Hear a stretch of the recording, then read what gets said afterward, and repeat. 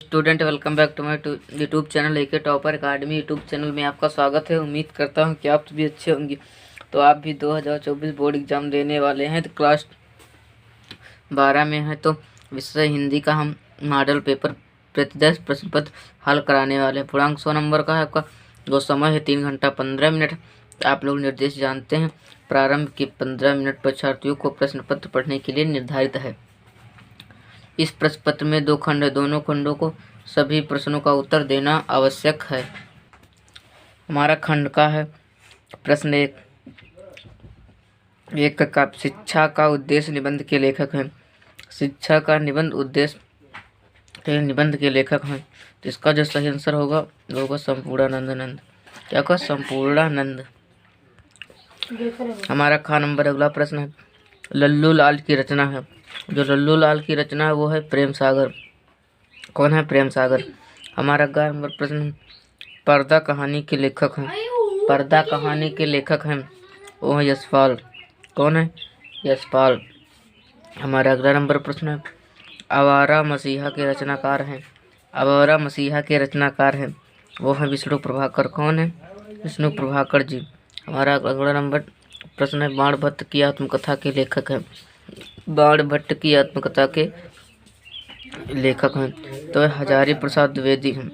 कौन है? हजारी प्रसाद द्विवेदी जी। हमारा प्रश्न नंबर दूसरा है, कामायनी किस युग की रचना है? तो कामायनी छायावादी युग की रचना है।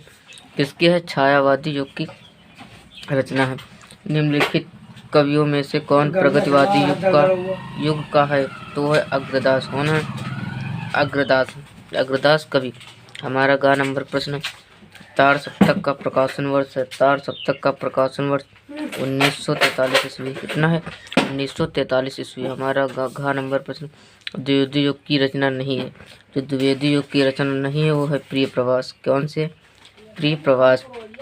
हमारा अगला नंबर प्रश्न है, अष्टछाप के कवियों का संबंध भक्तकाल की किस शाखा से नहीं है? दिखाते हैं हम इसके ऑप्शन।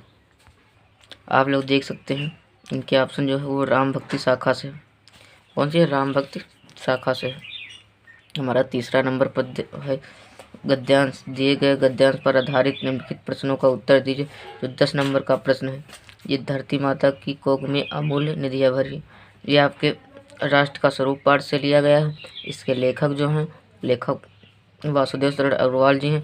5 प्रश्न पूछे गए, 2-2 नंबर के। ये प्रश्न आपका 10 नंबर का है, अथवा में दिया हुआ है। चाहे तो आप ये कर सकते हैं, चाहे तो आप ये कर सकते हैं। हमारा 4 नंबर प्रश्न है, अगला देखते हैं क्या कहता है। ये जो पद्यांश है ये भी 10 नंबर का प्रश्न है, इसमें भी 5 प्रश्न पूछे गए हैं, आपको इस 10 नंबर मिलेंगे। देखते हैं हमारा 5वां नंबर प्रश्न क्या कहता है। आज हम इस वीडियो में अच्छे से इस मॉडल पेपर को हल करेंगे, और ये भी अथवा में दिया हुआ है। चाहे तो आप ये कर सकते नहीं, इसलिए इसके पिछले वाला भी पीछे वाला कर सकते हैं। ये भी 5 प्रश्न दिए गए हैं, 10 नंबर का पूरा प्रश्न है। हमारा अगला नंबर प्रश्न है 5, निम्नलिखित में से किसी एक लेखक का साहित्यिक परिचय देते हुए उनकी रचना का उल्लेख करना है। जो शब्द सीमा है वो 80 शब्दों में लिखना है। 5 नंबर का प्रश्न है, आचार्य हजारी प्रसाद द्विवेदी का, APJ अब्दुल कलाम का, वासुदेव शरण अग्रवाल का। इसे आपको 5 मार्क्स मिलेंगे। हमारा खा नंबर प्रश्न है, निम्नलिखित में से किसी एक कवि का साहित्यिक परिचय देते हुए उनकी रचनाओं की कृतियों पर प्रकाश डाला। मैथिली शरण सुमित्रानंद पंत, रामधारी सिंह दिनकर। आपको पूरे फुल 5 मार्क्स मिलेंगे। साथ आप ये भी 6 नंबर प्रश्न है, जो देख सकते हैं, बहादुर अथवा पंचलाइट कहानी का उद्देश्य एवं प्रकाश डालना। इसकी जो शब्द सीमा है 80 ही है। और जो 5 नंबर का प्रश्न है, हम आते हैं हमारे सर्वर। और अगला नंबर प्रश्न है, स्वपठित खंड काम के आधार पर किसी एक खंड के एक प्रश्न का उत्तर दीजिए। जो 5 नंबर का प्रश्न है, सर्वर कुमार खंडकाव्य के नायक का चरित्र चित्रण करना है, जो 5 मार्क्स का पूछा गया है। हमारा अगला नंबर प्रश्न है, देखते हैं क्या कहता है 7वां नंबर प्रश्न। आज हम इस वीडियो में अच्छे से डिस्कस करेंगे।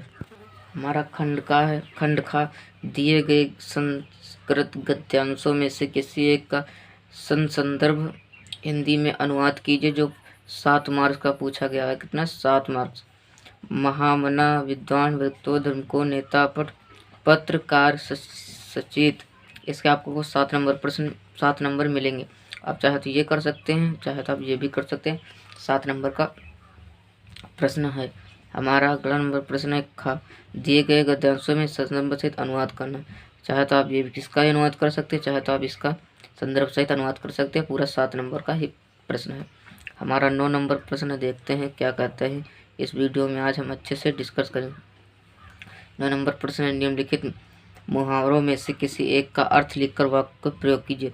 तलवार की धार पर चलना, टका सा जवाब देना, दाल में काला होना।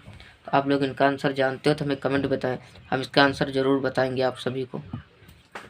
हमारा 10 नंबर प्रश्न, अपठित गद्यांश पर आधारित निम्नलिखित प्रश्नों का उत्तर दीजिए। आप लोगों को इसको देना है उत्तर, जो आज इस वीडियो में हम देख लेंगे। हमारा चाहे तो आप ये कर सकते हैं, चाहे तो आप ये भी कर सकते हैं।